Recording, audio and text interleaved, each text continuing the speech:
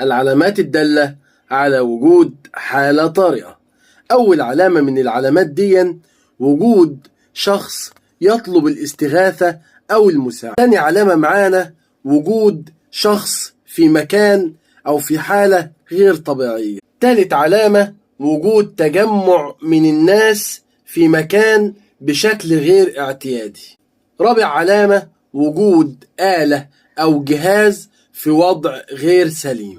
لو لقيت الأربع علامات دول في أي مكان وفي أي وضع، دول بيكونوا دالين على وجود حالة طارئة، فلازم حضرتك تاخد الإجراء المناسب وتحاول تبلغ الجهة المختصة في أسرع وقت لسرعة التصرف.